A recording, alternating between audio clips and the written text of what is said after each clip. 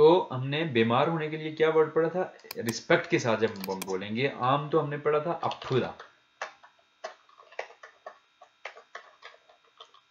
अफुदा यानी बीमार होना। लेकिन जब आप बड़ों की बात करें रिस्पेक्ट के साथ, उनको बीमारी को अफुदा नहीं बोलेंगे, बल्कि उनकी बीमारी को क्या बोलेंगे, फ्योंछन था,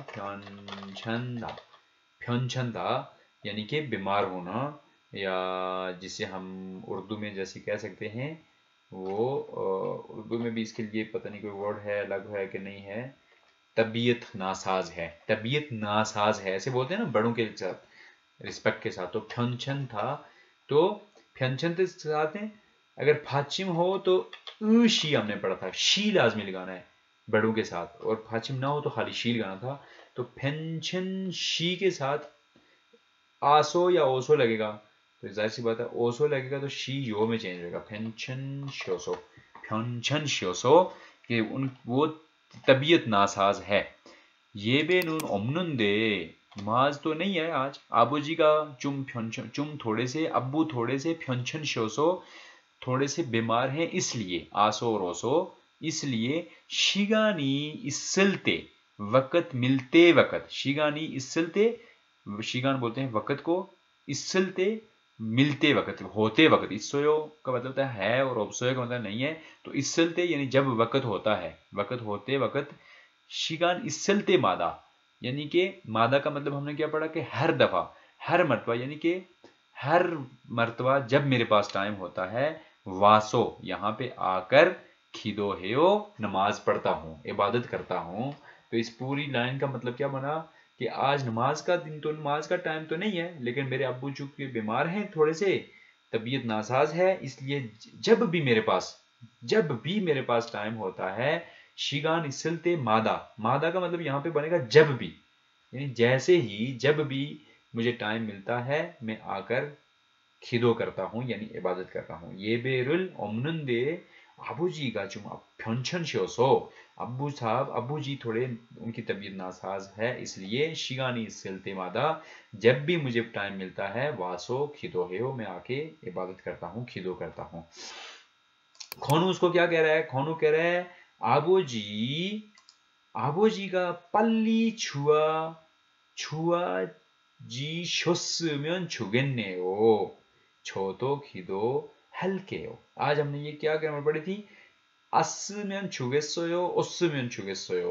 तो अब ये है, छूता का मतलब होता है अच्छा होना, लेकिन छुआ चीदा का मतलब क्या होता है, बेहतर होना, यानी सेहतयाब हो जाना, इम्प्रूव हो जाना, इम्प्रूव करना।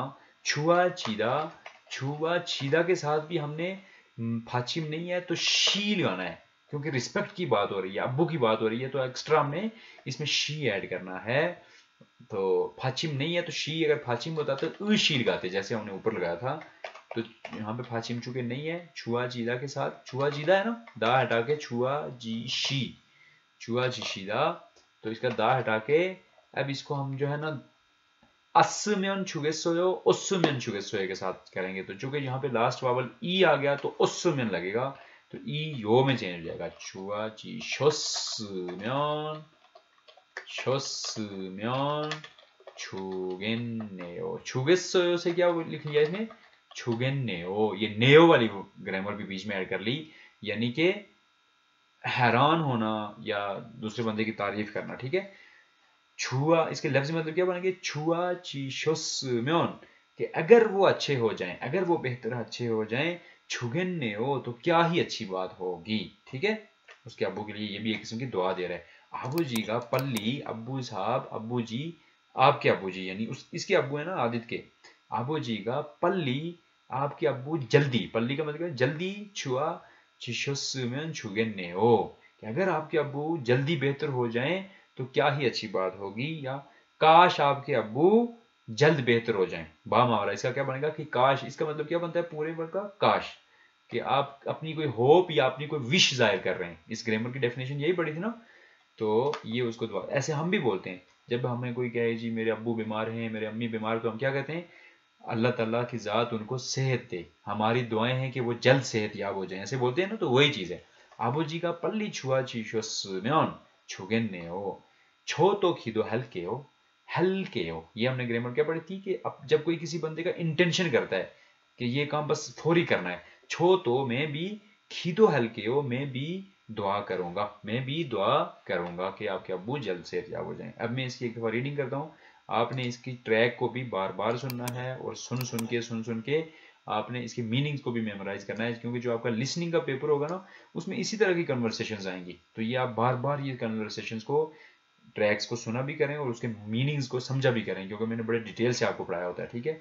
थेवा ई में क्या था, थुआन, कौन कौन से बंदे हैं, थुआन नहीं, खोनू और आदित्य, ये दो बंदे जो है आपस में थेवा कर रहे हैं। एक बंदा मस्जिद में जा रहा है, सावन में जा रहा है, सावन में। आदित्य जी योगी वहनी रही है हो, आदित्य साहब आप यहाँ कैसे, आदित्य साहब आप इधर कैसे।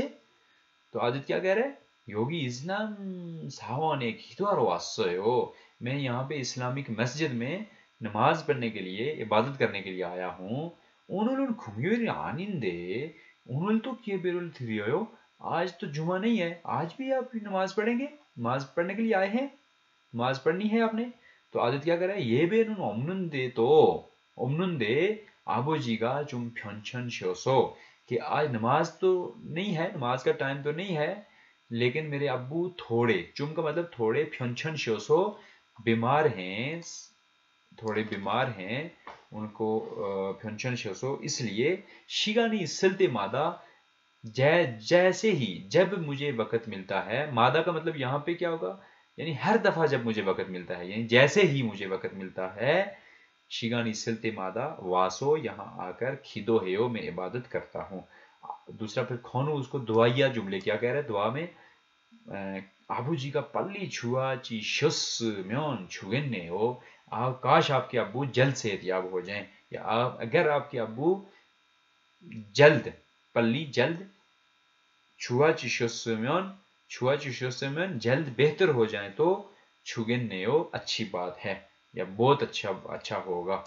छोटो खिदो हल्के हो मैं भी दुआ करूंगा। अंडरस्टैंड। अब मैं आपको एक बड़ी इंपॉर्टेंट चीज़ बताने जा रहा हूँ। बाद स्टूडेंट्स मुझसे पूछते रहते हैं कि ये साउंड्स यहाँ पे ऐसे कैसे हो गई, वैसे कैसे हो गई। तो ये ख्योगुम हुआ, ख्योगुम हुआ, ख्योगुम हुआ का मतलब क्या होता है, एस्पायरेशन, यानी दो चीज़ों का आपस में मिक्सअप हो जाना, आप इस तरह समझ लें, ख्योगुम हुआ इसको बोलते हैं।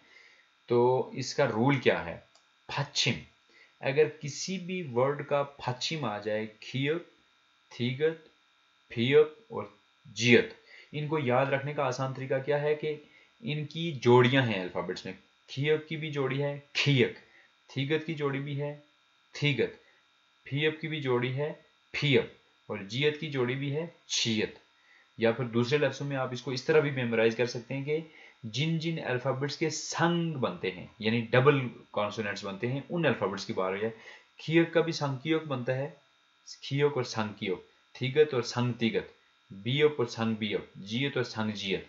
ये इनको सिर्फ याद रखने के लिए कह रहा हूँ कि ये ऐसे कॉन्सोनेंट्स हैं, खियक, थीगत, फियप और जियत। थिए हियती ओगी ओगोना पश्चिम हियत थिए खियोग थिगत 오면 그